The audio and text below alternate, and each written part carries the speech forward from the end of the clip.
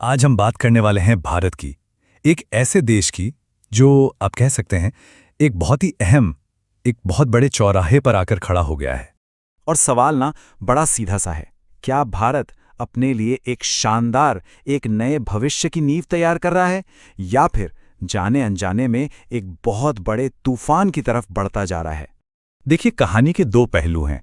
एक तरफ तो भविष्य को संवारने के लिए अरबों खरबों रुपए दांव पर लगाए जा रहे हैं, लेकिन वहीं दूसरी तरफ जो आज की सच्चाई है, जो मौजूदा हालात हैं, वो उतनी ही जोर से उसे पीछे भी खींच रहे हैं, बहुत जोर से। तो चलिए सबसे पहले उस ग्रैंड ब्लूप्रिंट पर नजर डालते हैं, वो बड़ा सा नक्शा जो आने वाले कल के लिए तैयार हो रहा है। अब देखिए, हाल ही में सरकार ने एक बहुत बड़ा फैसला लिया। 100 नए इंडस्ट्रियल पार्क बनाने हैं, और उसके लिए पता है कितना? $3.6 बिलियन का एक भारी भरकम फंड अप्रूव किया गया है। और इसका सीधा सीधा मकसद ये है कि अगले 6 सालों के अंदर अंदर मैन्युफैक्चरिंग के लिए करीब 33,000 एकड़ जमीन तैयार की जाए। मतलब आप सोचिए, ये कोई छोटा मोटा प्लान नहीं है, ये एक बहुत ही महत्वाकांक्षी, एक बहुत बड़ा विजन है। अच्छा, और ये सिर्फ इंडस्ट्री तक ही सीमित नहीं है। एनर्जी सेक्टर में भी आप देखिए बड़े बड़े कदम उठाए जा रहे हैं। अभी अभी कैबिनेट ने करीब $279 मिलियन के एक बड़े हाइड्रो पावर प्रोजेक्ट को भी हरी झंडी दिखा दी है। अब जरा भारत के एनर्जी फ्यूचर पर नजर डालिए। ये बहुत दिलचस्प तस्वीर है। अनुमान ये लगाया जा रहा है कि 2035-36 तक हमारी बिजली में कोयले का जो हिस्सा आज 70% से भी ज्यादा है, वो घटकर सिर्फ 49% रह जाएगा। और उसकी जगह कौन लेगा? सोलर कैपेसिटी 4 गुना बढ़ जाएगी और विंड कैपेसिटी 3 गुना। मतलब हम एक बहुत बड़े, एक जबरदस्त बदलाव की तरफ देख रहे हैं। लेकिन भविष्य की इन बड़ी बड़ी योजनाओं के बीच ना, आज की जो अर्थव्यवस्था है, उसमें कुछ गहरी दरारें भी साफ साफ दिख रही हैं। सबसे बड़ी चिंता भारतीय रुपया, ये अपने आप तक के सबसे निचले स्तर पर चला गया है, 92.4750। ये आप समझिए इकोनॉमी पर जो दबाव बन रहा है ना, उसका एक सीधा साधा अलार्म है। तो सवाल उठता है कि भाई आखिर ये गिरावट हो क्यों रही है? क्या वजह है इसके पीछे? इसकी एक बहुत बड़ी वजह है वेस्ट एशिया में बढ़ता हुआ तनाव।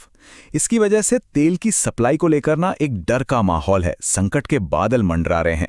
और हम सब जानते हैं, दुनिया में कहीं भी हलचल होती है तो उसका सीधा असर हमारी अपनी इकोनॉमी पर पड़ता ही पड़ता है।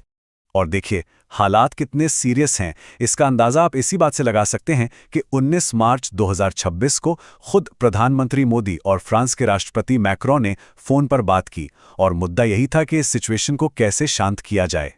तो ये तो हो गई बाहर की चुनौतियां। अब चलिए जरा देश के अंदर झांक कर देखते हैं, क्योंकि यहां से भी कुछ बहुत अहम आवाजें उठ रही हैं। और बात उसी दिन की है, 19 मार्च 2026। दिल्ली का मशहूर रामलीला मैदान हजारों हजार किसानों से खचाखच भर गया था। तो ये किसान वहां क्यों थे? इनकी मांगे क्या थी? देखिए, दो मुख्य मांगे थी। पहली, मिनिमम सपोर्ट प्राइस यानी कि एमएसपी पर कानूनी गारंटी मिले, और दूसरी, ये भारत और अमेरिका के बीच जो ट्रेड डील होने वाली है, उसका विरोध कर रहे थे। और इन सबके बीच एक और लड़ाई चल रही है, एक और मोर्चा खुला हुआ है, और ये लड़ाई है ट्रांसपेरेंसी की, पारदर्शिता की। मामला थोड़ा पेचीदा है, पर समझिए, यहां ना एक बुनियादी टकराव है। एक तरफ है हमारा सूचना का अधिकार कानून यानी आरटीआई।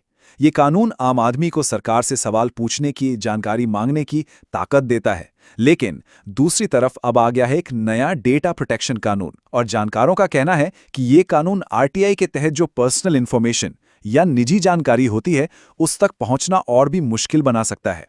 तो हुआ यह है कि जो ट्रांसपेरेंसी के लिए लड़ने वाले एक्टिविस्ट हैं, उन्होंने इस नए कानून को सीधी चुनौती दी है, और मामला अब देश की सबसे बड़ी अदालत यानी सुप्रीम कोर्ट में है। और इस पर सुनवाई के लिए तारीख भी तय हो गई है, 23 मार्च 2026। ये कोई मामूली सुनवाई नहीं होगी। इसका जो भी फैसला आएगा, वो देश में ट्रांसपेरेंसी के भविष्य पर बहुत बहुत गहरा असर डालने वाला है।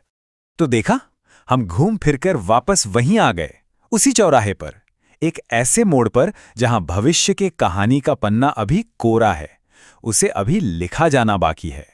ये कहानी है एक ऐसे देश की जिसकी महत्वाकांक्षाएं, जिसके सपने तो आसमान छू रहे हैं, लेकिन जिसके सामने चुनौतियों के पहाड़ भी कम ऊंचे नहीं हैं।